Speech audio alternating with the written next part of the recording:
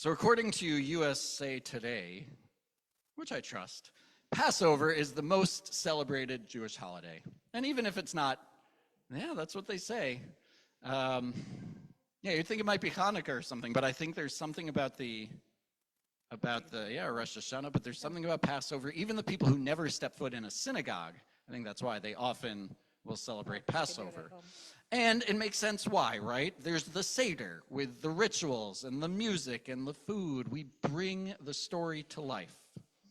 We don't just say, let's make the world better. We actually physically reenact our history and then promise to do something about it, something about the world. We actually lift a piece of matzah, we break it, and then we say with this broken piece of matzah, this is the bread of affliction.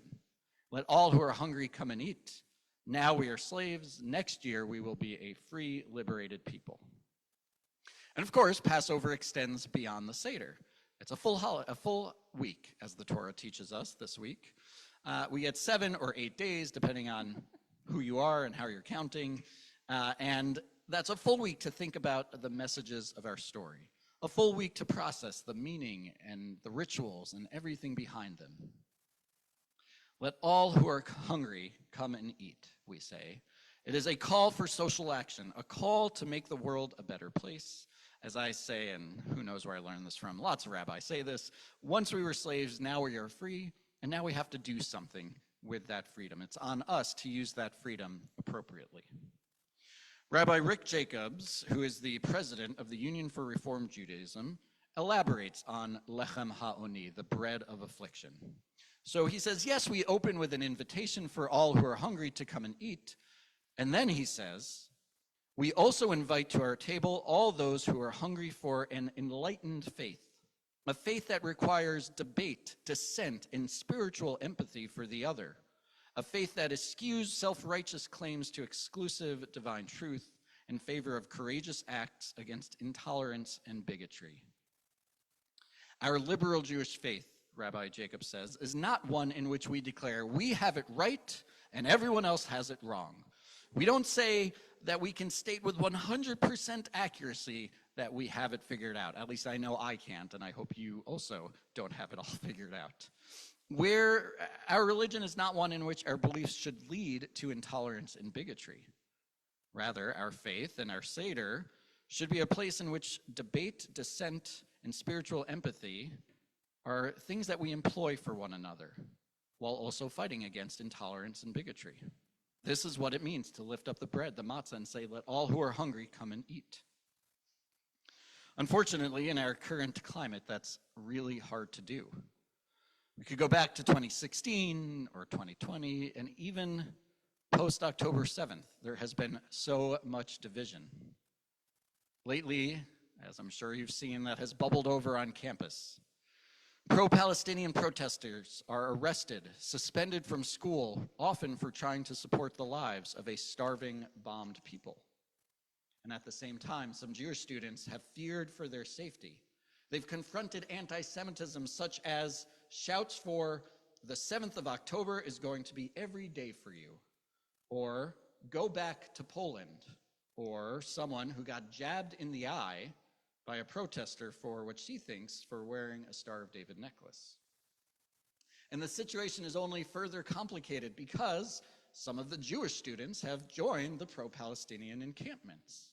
And there are Muslim and Arab students, I assume, who also feel afraid. And it's not always clear who's a student and who's an outside agitator.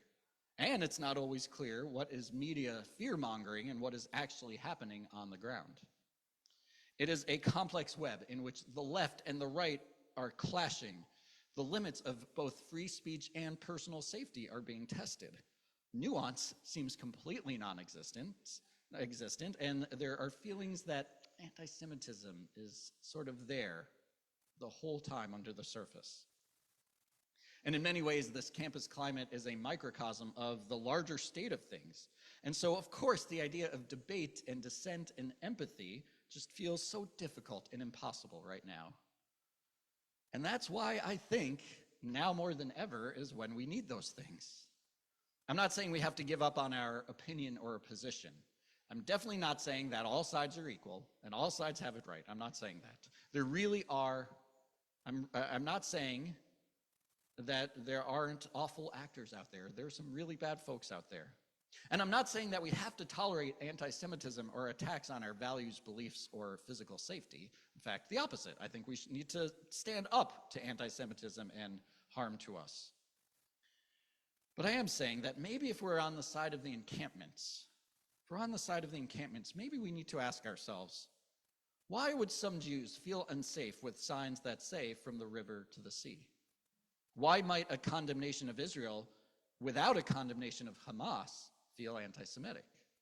How could never saying a word about the hostages still in captivity 202 days later come off as callous and one-sided?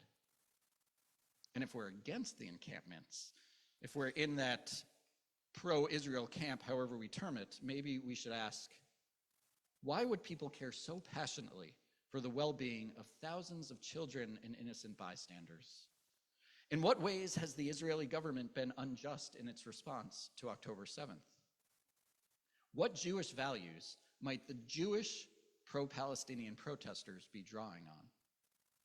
Because there is merit to seeing the suffering of the innocent Gazans and holding space for the 130 hostages still held in Gaza 202 days later, and standing with their Israeli and Jewish brethren as they still feel unsafe in their home country, and recognizing that there is a spiritual and cultural and ethnic relationship that Jews have had to the land of Israel for thousands of years, and recognizing that Palestinians also have a relationship with that land. And there is merit to seeing each other as human. Seeing each other as human. A few weeks ago, I went to an interfaith iftar, the breakfast Ramadan meal, held by one of our partner Muslim communities, Idara-e-Jefferia. I never get it right. I was joined there by Reverend David Gray, of course, from BHPC, Rabbi Annie Lewis of Shari Torah in Gaithersburg, and of course our host, Sheikh Abdul Jalil Nawi. And I know for a fact that I do not see eye to eye with everyone there. They're more conservative than we are religiously. They separate the men and the women during prayer. And it was immediate that many of them have different views on Israel-Palestine, from the pins that people wear or the conversations I had with folks. And yet we could see past these differences, to see our shared humanity, our shared heritage as Abrahamic faiths, as people, to see each other as worthy of dignity, worthy of learning from each other. And that took spiritual empathy, and it took dissent and debate.